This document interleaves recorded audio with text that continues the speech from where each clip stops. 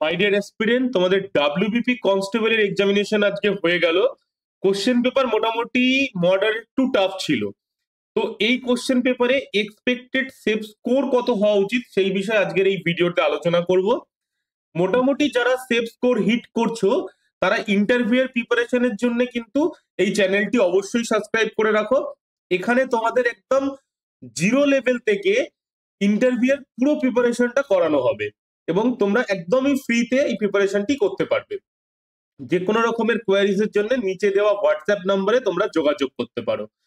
দেখো, যেহেতু এই এক্সামিনেশনটা সিঙ্গেল টিয়ার এবং বিগত বছরে যে ডাব্লিউবিপির এক্সামিনেশন গুলো হয়েছে সেগুলো ডাবল টিয়ার ছিল, অর্থাৎ প্রিলিমস ছিল, তারপরে মাঠ হয়েছিল, তারপরে মেন এক্সামিনেশন হয়েছিল। কিন্তু এটা মেন এক্সামিনেশন হচ্ছে, তারপরে মাঠ হবে এবং মাঠে যারা পাস করবে তাদের এই মেন এক্সামিনেশনের নাম্বার এবং ইন্টারভিউ এর নাম্বার দুটো যোগ করে তোমাদের আর কি মেরিট লিস্ট তৈরি হবে। তো সেই অনুযায়ী মাঠে ডাক পাওয়ার জন্য তোমাদের যে স্কোরটা হওয়া উচিত বা যেটা তোমাদের সেফ স্কোর হবে সেটা এই ভিডিওতে বলছি। দেখো, জেনারেল স্কোর মোটামুটি যেতে পারে 50-এর কাছাকাছি, 2-3 নম্বর তোমরা প্লাস মাইনাস করে নিতে পারো, মানে 47 থেকে 50।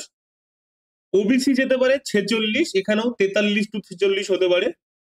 এসসি হতে পারে 41, এখানে ধরে নাও 40-41 মতন বা 38 থেকে 41 মতন। এসটির কাট অফ যেতে পারে 39, এবারে এটা 36 to 39 মতন হতে পারে। এবং ইডব্লিউএস এর কাট অফ যেতে পারে 33 বা এটা একটু কমও যেতে পারে, মোটামুটি ধরে নাও 28 to 33-এর মধ্যে এই কাট অফটা যাবে।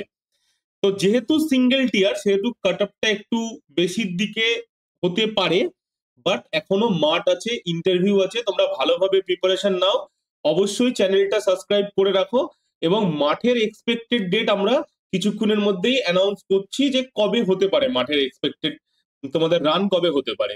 তো অবশ্যই ভিডিওটা দেখো এবং চ্যানেলটা সাবস্ক্রাইব করে রাখো। চলো, দেখা হবে নেক্সট ভিডিও।